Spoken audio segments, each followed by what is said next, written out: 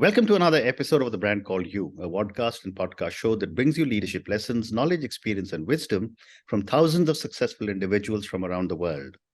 I'm your host, Ashutosh Garg, and today I'm delighted to welcome a very senior and accomplished professional from Bangalore, India, Mr. Subbu Subramaniam. Subbu, welcome to the show. Thank you, Ashutosh. Subbu is an independent director. He is also the former Group Chief Financial Officer of Titan Company Limited.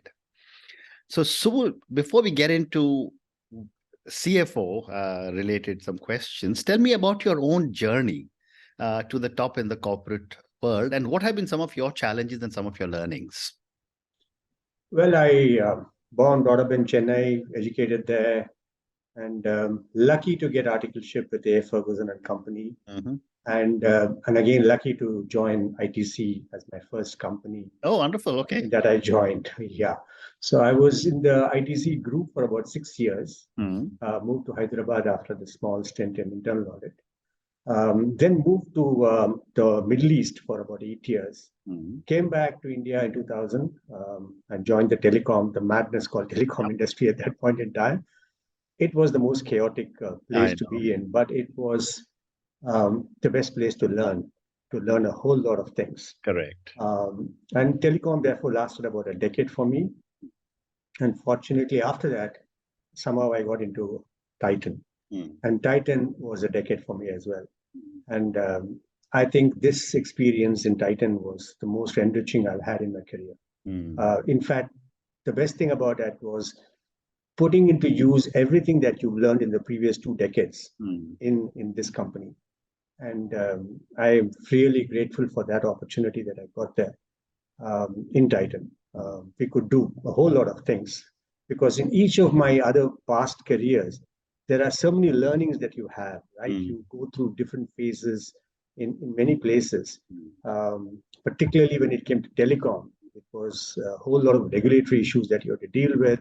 Correct. You deal with intense competition. You have to deal with need for agility.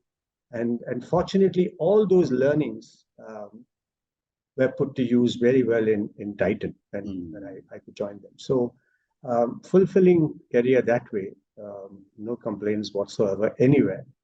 Every setback for me has been a learning. That's the more important part. Amazing. And in a way, it's changed my life quite a lot. I mean, I used to be an introvert. I would hardly talk to people. Found it very difficult to do that.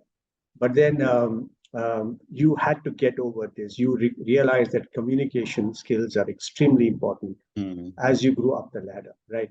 If you can't communicate effectively with your team, I don't think you're effective enough. Correct. And fortunately, I got a 2-year stint, accidental CEO stint in the telecom business.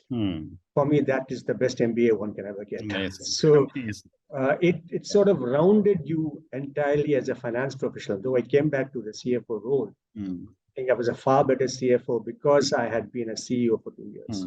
Fascinating. So, interesting. Absolutely. So what is amazing is that you worked with ITC, because I joined ITC in 1979 as a finance pupil. And then I spent many years in finance, then moved into general management.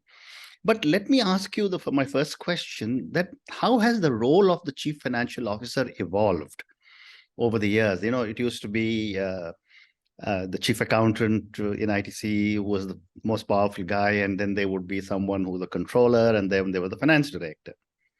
Yeah, I'd love to get your thoughts. Absolutely. You remember it used to be called controllers, financial controllers, etc., right? And then you had the director of finance. Now, it was almost entirely about bookkeeping, back end, supporting business, but supporting business from a back end perspective. The job was almost entirely about a controller role, right?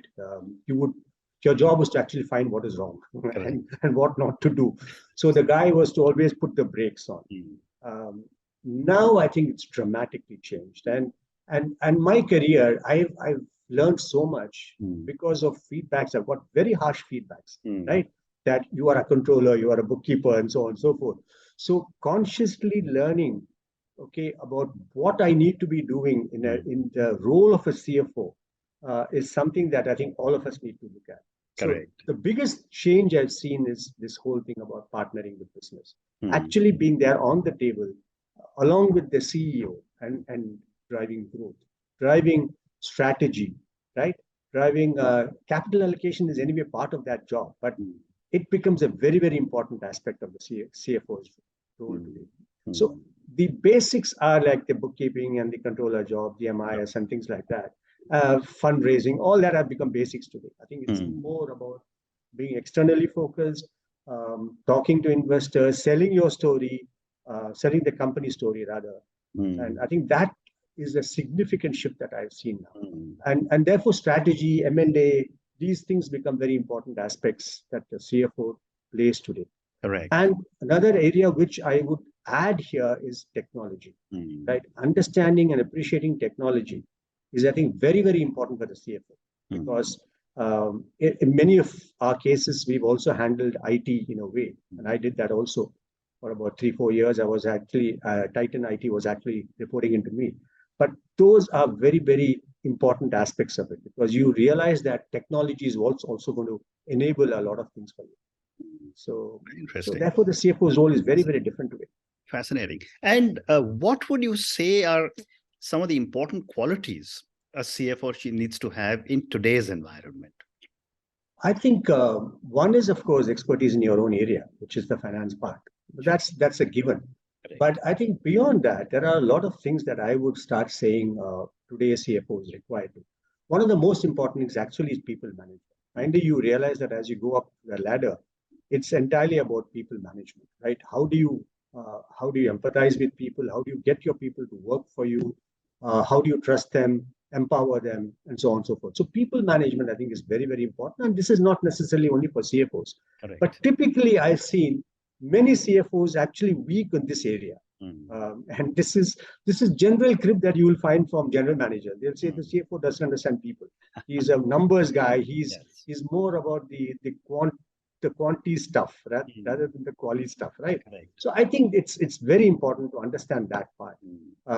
The bigger picture, I think that's a very important aspect. Right. Because typically you tend to be engrossed in your function and you think your function is the most important.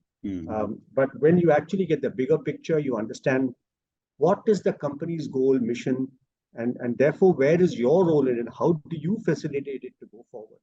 I think it makes a very big difference. I think these are some of the things which I would think a CFO needs to do. Well said, well said. My next question to you is that, most CFOs now are a very, very critical part of the C-suite. And CEOs depend very, very heavily on CFOs. Why do you think this is happening? From someone who had to make sure that the audited accounts were prepared and presented to the board and signed on time, to now being a key strategic thinker for the company?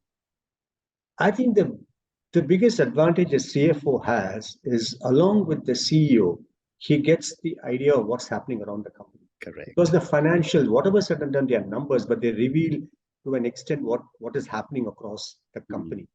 And that view is something which, fortunately, a CFO gets much more than possibly anybody else, other than maybe a chief operating officer. But otherwise, every other function tends to be isolated, focusing on their own function. The CFO's role here is very different because you get the big picture. And that, I think, is one reason why you would find a lot of CFOs becoming CEOs in many, many global organizations. And this is a very normal thing that you see. It's entirely coming in from that big picture issue, the macro view that you have. And importantly, I think one other thing that we do as CFOs, because of investor relations, you are exposed to the outside world much more than others do. Well, of course, sales and marketing guys reach out to their customers and so on and so forth. But when it comes to important stakeholders like investors, banks, financial institutions, etc., the CFO has that advantage of actually, and therefore you get feedback, particularly from investors, shareholders, which you can pass on to your organization so that we can improve. And these are things that I think the CFO has as an advantage. So I'm not surprised that they go on to CEO roles. Fascinating. The other part, Subbu, is that, I remember and we spoke few minutes ago about technology. So my next question relates to technology. But I remember when I was the financial controller of the hotel in Aurangabad in 1979, we spent 2 days because there was a 1 rupee difference, between the two sides. And it was frustrating. A lot of these routine things have now been taken over by technology. Yeah. I want to get your perspective on how is technology changing the finance function? I think it's become such an important aspect of our business, right? And let me just give you this very simple example. When we had the new Companies Act coming in and the internal financial control was part of a requirement for listed entities. Of course, SOX, SABANs had come up earlier, and the Companies Act brought that in. Initially, it was about actually putting your processes in place, writing them down, documenting them, and seeing that there is a proper audit and so on, review of those processes. You realize later that doing this manually is a pain because you will never see repeatability, right? So the problem is that with manual processes, people can fail. They may simply not do something which is part of the process. Correct. The moment you automate it and you bring in solutions which force you to do certain things, the level of controls in an organization goes up substantially. So while at one end, it reduces the work and the drudgery, the more important aspect for me from automation has been the control aspect itself.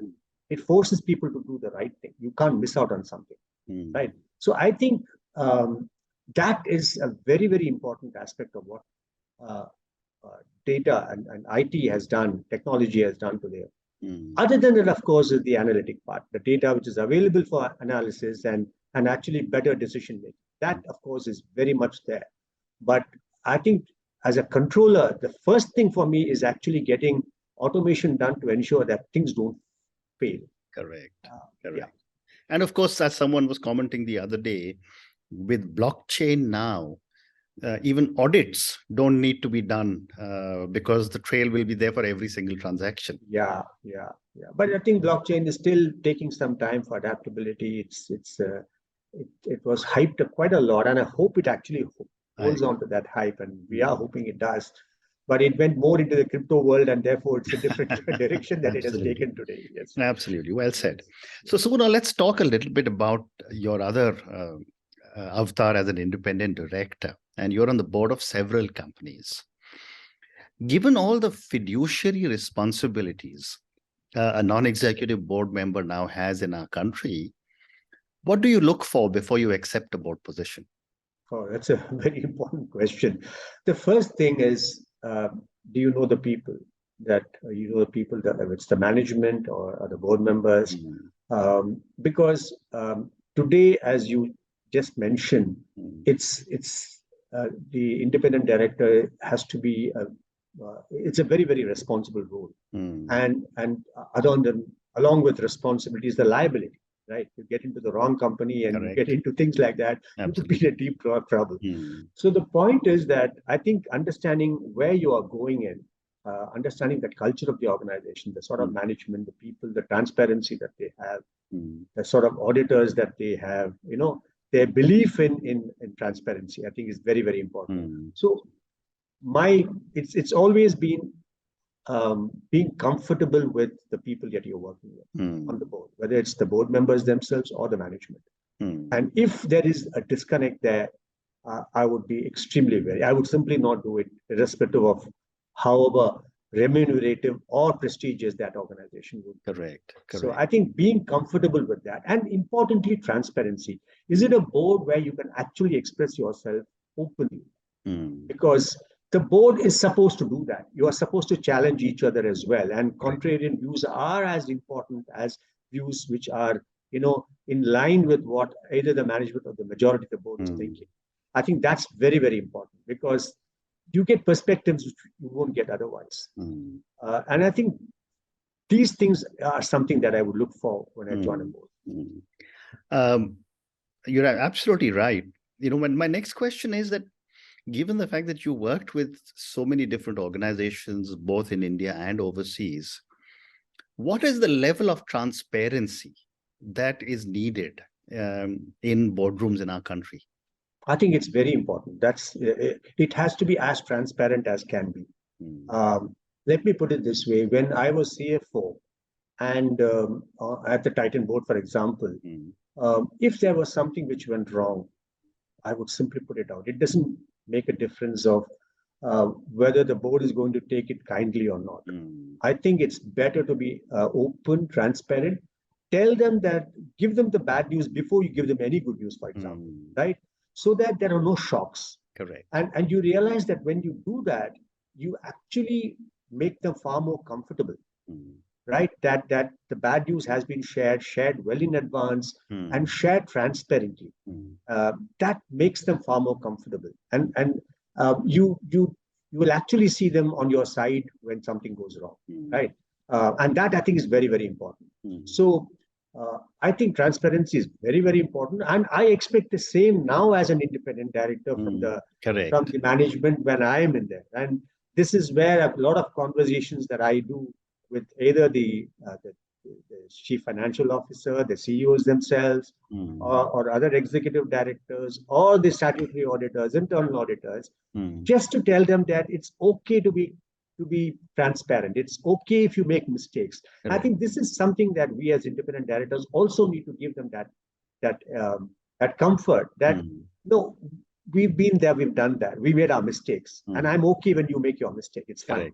Okay, it's not that when you make a mistake you're going to be hanged for it, right? It's fine. We've all done that, but be open so that we actually find a solution and get on with it, rather than you try to hide it and then that becomes a bigger mess. Correct. Yeah, absolutely right. I mean, hiding a challenge tomorrow becomes a very big issue. And also, can I get one more perspective from you? You know, I don't accept board positions now, but you know, as a board member, non-executive board member, one of the things I used to ask every company, the CEO and CFO and the HR leader, was that every quarter they had to put in writing that all compliances had been met. I'd love to get your thoughts on how. Fortunately, Ashutosh, that is now a statutory compliance requirement. Every quarter now, companies are required to give you that. The CEO, CFO certification, then there is a company secretary certification. These are now standard. Okay, so across all boards. So we don't have that problem. Okay, so I've been out of touch now for some time because I don't. So that's fortunately now out of the problem. Wonderful. One more question relates to governance. One is compliance and transparency, but governance standards also vary dramatically across companies in India. As an independent director, what do you do for handling these standards? No, I think it's very important that in some of the organizations that I work for have very young entrepreneurs, right? And they're obviously learning. They understand business very well. Their business is very well. They are driven, etc. But you need to possibly teach them some of these things that, you know, have your board meetings on time, have the agendas sent out properly, ensure that everybody is there, make your presentations which you know, inform the board adequately. Okay. Don't come and give last minute issues, right? Converse, take views from the board members at all points in time. And then, of course, there are the other aspects that you talk about when it comes to governance, which is culture. How is the board itself running, right? Are we open? Are we transparent? Correct. All these aspects come in. So educating these is an issue. But of course, in established companies, you don't need to do this because board members themselves understand this much more than that. And then there is the other aspect which we keep talking about, which is multiple stakeholder view. So it's not only the shareholder who is important, and I've seen this across the board, because finally it works in the favor of the entity itself. Because when you have a multiple stakeholder view, whether it's people, whether it's your vendors, your supply chain partners, and your community at large, I mean, all of these matter as much. Other than just the shareholder. And you will see companies like Titan, I'm very proud to say, have always done this for ages. And the shareholder finally ends up rewarding such companies far more. Absolutely. The multiples are far more when you have this multiple stakeholder view as well. So governance is about ESG, I mean, sustainability and all of these aspects also. Right? Correct. Absolutely. Wonderful. I have time for two more questions for you. since you mentioned startups, I also want to talk to you about what are your perspectives on the role of private equity on boards, private equity investors on the boards, because there is a pressure from them to expand very quickly, and some board members may not necessarily think it's a good idea to expand so quickly. No, you're right, but that is their karma, right? That is their job. Their Correct. job is to actually push because they have a limited window by which they have to get their returns. Correct. And they are the ones who are also putting in the money for the company to grow. So I think I can understand that. This is where the rest of the board also comes in and weighs in. That's where maturity comes in and says, yes, grow, but at what cost, right? And if you just look at the last 1 year, things have dramatically changed. Correct.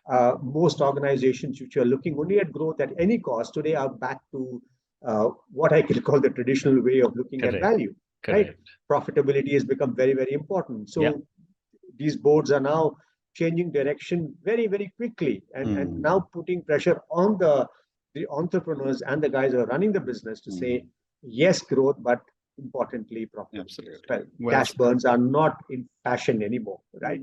So these things are changing. And therefore, I think it goes with, there was easy money for too long. And I think that's what was driving growth so much. And today, I think it's correcting itself, which is a good thing. Well said. I agree completely. And my last question to you, Subbu, and this is for the many, many people who will listen to our conversation. Based on your amazing journey as a finance professional, as a board member, what would you say are 3 lessons you would want our viewers and listeners to take away from our conversation and your journey? Well, there are lots of lessons I've learned in my life, but if I were to just bring a few of them here, I would start with saying, I believe in karma. And this is not from a religious perspective as such, but from the thing that you do your duty and don't expect rewards immediately. And it's happened throughout my career. Do your duty, people will notice you. You don't need to go and scream on top of the head saying that, you know what, I did this. People notice. And therefore, you are rewarded over the career. Correct. And more than adequately. Okay. Correct. So long as you're doing your job. And the second one I can say is something which I was taught by my senior article clerk, right? When I joined AFF, don't raise a query you can't solve. He raised that, and he taught me this in the context of audit, right? That partners and principals don't like when you simply raise queries. Correct. Okay, try and get a solution. But for me, that's become a mantra in life. It's that it's easy to find faults. It's easy to find issues with anything. Can you find solutions for everything that you find out? Yeah. Okay. Can you look at everything from how do I solve this issue? Yes, we all have our problems. But if you try to address the solutions, I think you do much better in your career and you will find it far more fulfilling. Correct. And it doesn't depend on what role you're doing, whether you're a CFO or a CEO. Get solutions. I think that mentality of getting solutions. And the third, of course, is the big picture. Don't forget that ever. Whatever role you're doing, don't forget the purpose for which you're doing this. The organization for which, therefore, the organization's vision and mission, right? What are you doing something for? Don't ever forget that. And I think as a CFO, you realize over the last 10, 15 years, at least I have realized that looking at the big picture is very, very important than looking at immediate issues. So thinking long term, rather than just what's happening in the next 6 months and 1 year, I think becomes very important. It's not about dreaming, but it's actually about laying that path toward, achieving something meaningful. Amazing, amazing. And on that note, Sue, and your 3 amazing lessons: believe in karma, do your duty, don't expect rewards, because in the long run, your work will make sure you get rewarded more than adequately. Second, you said was don't raise a query you can't solve. It's very easy to find faults, come with solutions. Third one you said was don't forget the big picture, because that is something which is really going to give us the perspective to be able to look and do things much more in life. Thank you so much for speaking to me about your journey, about your role as a CFO. Thank you for talking to me at such length about what a CFO does and how the CFO's role has morphed or transitioned into really a very, very senior C-suite role. Thank you also for talking to me about independent directors and all the challenges that are faced and how well they can be overcome if you are just looking at transparency and proper governance standards. Thank you for speaking to me, and good luck. Thank you. Thank you so much, Dr. Josh, for having me on The Brand Called You. Thank you so much. Thank you for listening to The Brand Called You videocast and podcast, a platform that brings you knowledge, experience, and wisdom of hundreds of successful individuals from around the world. Do visit our website www.tbcy.in to watch and listen to the stories of many more individuals. You can also follow us on YouTube, Facebook, Instagram, and Twitter. Just search for The Brand Called You.